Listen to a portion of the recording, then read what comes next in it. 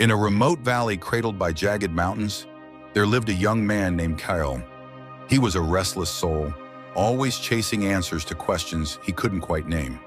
The villagers called him the Wanderer, for he often disappeared into the misty forests, seeking something, peace perhaps, or a truth he felt shimmering just beyond his grasp.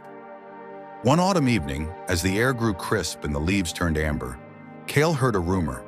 An old Zen Master lived atop the eastern peak, in a crumbling temple no one dared visit. They said he held the secret to silencing the mind's endless chatter. Kyle, intrigued and desperate for stillness, decided to find him. The journey was treacherous.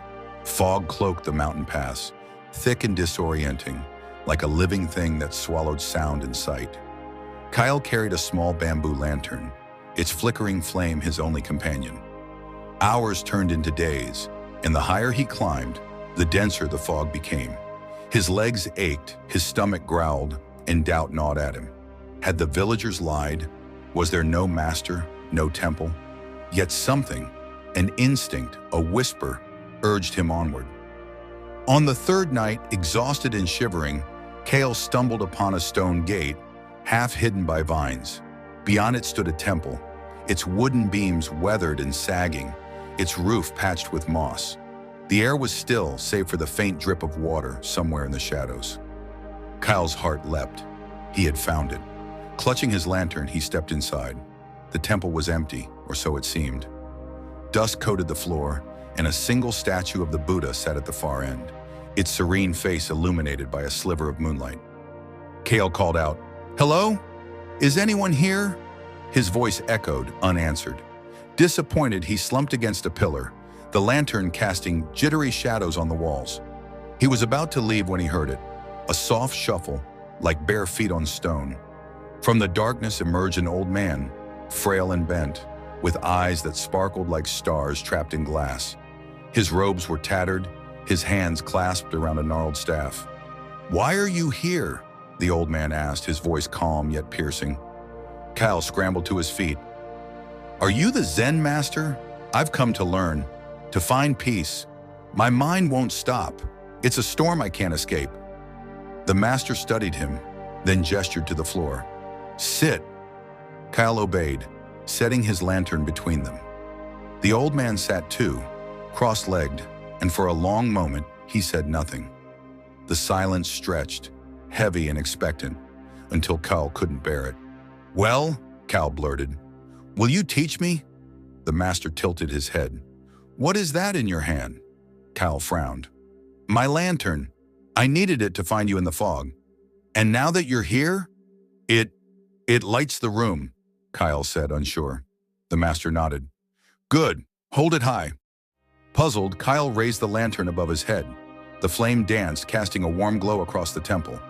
The master watched, unblinking, then said, "Higher." Kyle stretched his arm as far as it would go, the lantern trembling in his grip. His shoulder ached, but he held it, waiting for an explanation. The master only stared, his expression unreadable.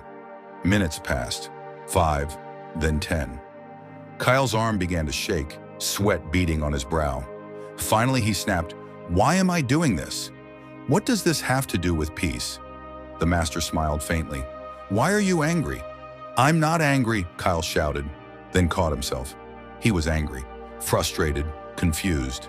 He lowered the lantern, his breath ragged. "I don't understand. I came for answers, not games." The master tapped his staff on the ground. "The lantern is your mind. You carry it everywhere, even when it burdens you. You cling to its light, afraid of the dark. Tell me, what happens if you let it go?" Kyle hesitated. "I'd be blind, lost."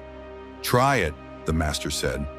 Reluctantly, Kale set the lantern on the floor.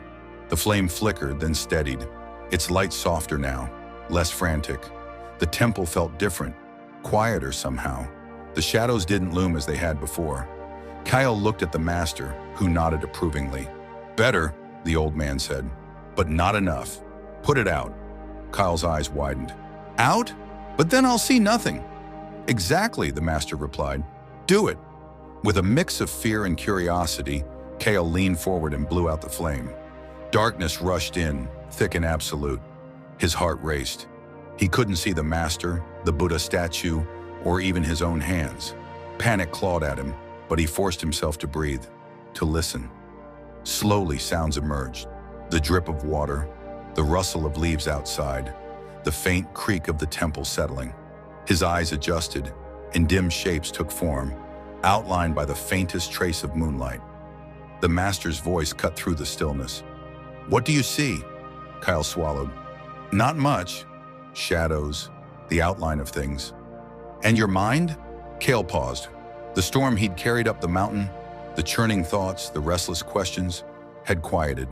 Not gone, but distant, like thunder rolling far away. "It's calmer," he admitted. The master chuckled, a dry, warm sound.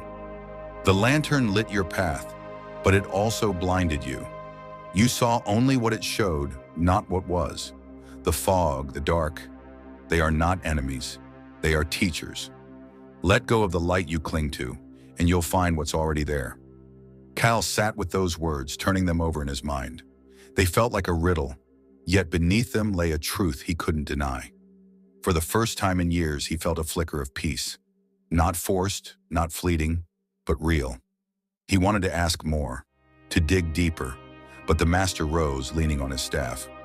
"Stay here tonight," the old man said. "Tomorrow, take your lantern and go.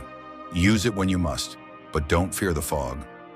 Kale nodded, too tired to argue. The master shuffled back into the shadows, leaving him alone with the darkened temple and his thoughts. He lay on the cold floor, staring at the ceiling, and drifted into a dreamless sleep. When morning came, Kyle awoke to birdsong and a soft gray light filtering through the temple's cracks.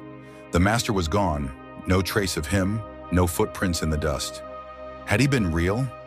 Kyle couldn't be sure, but the lesson lingered, heavy and alive.